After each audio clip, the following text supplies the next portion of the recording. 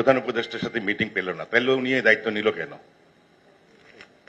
ওনার spokes person Shafiqul Alam উম্মাদের মতো কথাবার্তা বলে, কোন তথ্য তার কাছে নাই, তার একটা পেজ আছে, উল্টাপাল্টা কথা বলে মানুষকে বিব্রত করে। ফ্যাক্টরি বন্ধ হচ্ছে, মানুষ চাকরিচ্যুত হচ্ছে, আর আপনি চোখ বন্ধ করে বসে আছেন।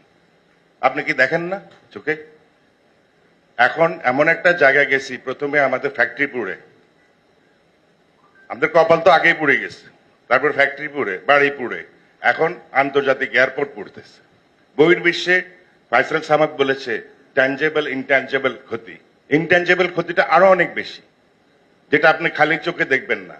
আপনি তখন গুনতেছেন কত টাকা এখানে লস হয়েছে। বহির্বিশ্বে ভাবমূর্তি আমাদের টোটালি শেষ হয়ে গেছে। নতুন অর্ডার তো বললোই শোভন ভাই যে নতুন order is on a decline side, কারণ ওরা দেখতেছে যে দেশের আন্তর্জাতিক এয়ারপোর্ট পড়ে যায় সেখানে আমি অর্ডারটা দিয়ে সেফ নাকি? ওই দেশের অবস্থা নিশ্চয়ই খুব খারাপ। যে কয়টা লোক বিদেশি ছিল হোটেল টোটেলে সবাই পরে দিনই ভেঙে গেছে। এইভাবে আমরা কতটুকু অগ্রসর হব আমি মনে করি আমরা যথেষ্ট দেখে ফেলাইছি। আপনারা ভাই নির্বাচন দিয়ে আমাদেরকে অবমুক্তি দেন, আমরা একটু ভালোভাবে ব্যবসা বাণিজ্য করতে চাই। ফ্যাক্টরির সাথে সাথে এখন ব্যাংকও বন্ধ করতেছেন আপনারা, ব্যাংকও বন্ধ হচ্ছে, ফ্যাক্টরি বন্ধ হচ্ছে, তো ইকোনমি কই যাবে?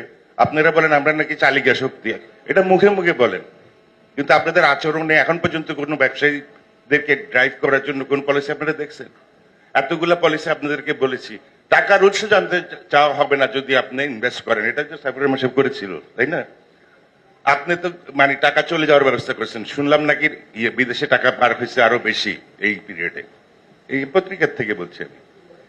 তো এগুলো যদি হয় তাহলে আমরা ইনভেস্ট করে তো ফেসে গেলাম, আমরা তো আর কোথায় যাব?